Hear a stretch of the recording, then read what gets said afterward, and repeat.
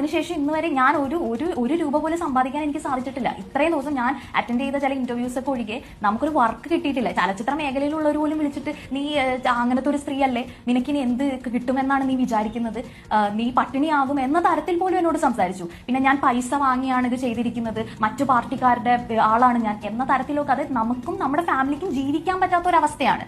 എന്റെ പിതാവിനെയൊക്കെ പലരും ചീത്ത പറഞ്ഞു, അതായത് നിങ്ങളുടെ മകൾ ഇങ്ങനെയാണ് അങ്ങനെയാണെന്നൊക്കെ പറഞ്ഞു. ഞങ്ങൾ അനുഭവിച്ചു, ഞങ്ങൾ ഫേസ് ചെയ്ത വിഷമം എന്തുമാത്രമാണെന്ന് ഞങ്ങൾക്കേ അറിയുള്ളൂ.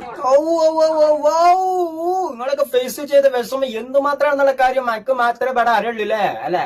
എടി ആട്ട് തൊഴിച്ച എന്നോട് ഞാൻ ഒരു ഇതിന് മുന്നേ ഇവിടെ കാര്യം പറഞ്ഞേ, ഇജെന്ന് പറയുന്നത് കൊടും വിഷാണ്. മറ്റുള്ളവരുടെ എച്ചിൽ വർത്താനം നമ്മൾ കേട്ടിട്ട് ആ എച്ചിരിച്ച് വാരി വലിച്ച് മുക്കി നക്കി ഇവിടെ തിന്നിട്ടേ ഒരാളെ ജീവിതം തകർക്കാനും വേണ്ടിയിട്ട് കുറ്റും പറിച്ചുകൊണ്ട് ഇറങ്ങി വന്നിട്ടുള്ള ഒരു ലക്ഷണം കെട്ടവളാണ് ഇജ്ജി എന്നുള്ളത് എന്റെ മുഖത്ത് നോക്കിയിട്ട് ഞാൻ ഇവിടെ പറയും. പിന്നെ ഇജ്ജ് ഇവിടെ പറയുന്നുണ്ട് എന്നെ ആരുടെ ഷൂട്ടിങ്ങിന് ഇവിടെ വിളിച്ചിട്ടില്ല, അങ്ങനെ എന്നെ പല ആൾക്കാരും എന്നെ വിളിച്ചിട്ട് ഇജ്ജ് അങ്ങനെയുള്ളവളാണ് എന്നൊക്കെ എന്നെ ഇവിടെ വിളിച്ചിട്ട് ഇവിടെ പറയണെന്നുള്ളത്. അന്ന് ആരാണ് ഇവിടെ വിളിച്ചത്? ഇജ്ജ് ഇത്രത്തോളം വിഷം ചീറ്റുന്ന ഒരു പെണ്ണാണ്. അപ്പൊ ഇത്രയും വിഷം ചീറ്റുന്ന പെണ്ണാണ് എന്നുള്ളത് വിവരമുള്ള ആൾക്കാർക്ക് ഇവിടെ മനസ്സിലാവുമ്പോഴേ അന്നെ ഒരാൾ ഇവിടെ വിളിച്ചില്ലടോ, മനസ്സിലായില്ല? കാരണം ഇജ്ജ് അവിടെ പോയാൽ ഇജ്ജ് അവിടെ വിത്തനം ഉണ്ടാക്കും.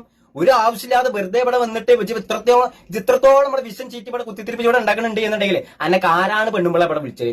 പിന്നെ ഇജ്ജോടെ പറയണ്ടേ ഞാനൊരു നടിയാണ് മറ്റേത് മറിച്ചാണ്. ഇജ്ജ് അഭിനയിച്ച സിനിമ ഏതാ? സിനിമ പോയിട്ട് ചെറിയൊരു നാടകത്തിന്റെ മൂലക്കല് എവിടെയെങ്കിലും എന്റെ മുഖം ഇവിടെ കണ്ടതേക്കാണ്ട് ഞങ്ങളാരും ഇവിടെ ഓർക്കണില്ല. പിന്നെ ഇജ്ജ് എവിടുത്തെ നടിയാണ് നീ? പിന്നെ എനിക്ക് അതിന്റെ ശേഷം ഓരോപ്യ പൈസ പോലും ഇവിടെ കിട്ടിയിട്ടില്ല, മറ്റേതാക്കണം മറിച്ചാക്കണേ. എടേ ഇങ്ങനെ ഒരു മനുഷ്യന്റെ ജീവിതം തകർക്കാനും വേണ്ടിയിട്ട് എന്റെ ബാക്കിൽ നിന്നൊക്കെ സ്ക്രൂ ഡ്രൈവർ ഇട്ടേക്കാണ്ട് തിരിച്ചുകാണ്ട് ഇങ്ങനെ കുത്തി കയറ്റിക്കാണ്ട് ഇങ്ങനെ വിട്ട ആൾക്കാരുടെ അടുത്ത് കുറെ പൈസ ഇവിടെ വാങ്ങിക്കണില്ല. ആ പൈസ വാങ്ങിന്റെ ബലത്തിലല്ലേ ഇജ്ജ് ഇവിടെ വന്നുകൊണ്ട് ഇത്രയും ഉസുറും പോലും മാനവസാനം ഇല്ലാതെ ഇജ്ജ് ഇവിടെ വന്നുകൊണ്ട് ഇവിടെ ഇത്രയും വിളമ്പുണ്ടാക്കിയാണ്ട് അല്ല കഥാപ്രസംഗം ഇവിടെ നടത്തിയത് അല്ല?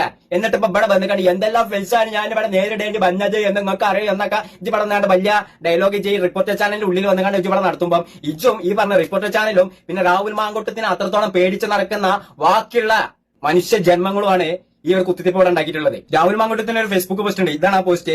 കുറ്റം ചെയ്തിട്ടില്ലെന്നുള്ള ബോധമുള്ളിടത്തോളം കാലം നിയമപരമായി തന്നെ പോരാടും, നീതിന്യായ കോടതിയിലും ജനങ്ങളുടെ കോടതിയിലും എല്ലാം ബോധ്യപ്പെടുത്തും, സത്യം ജയിക്കും എന്നുള്ളത്.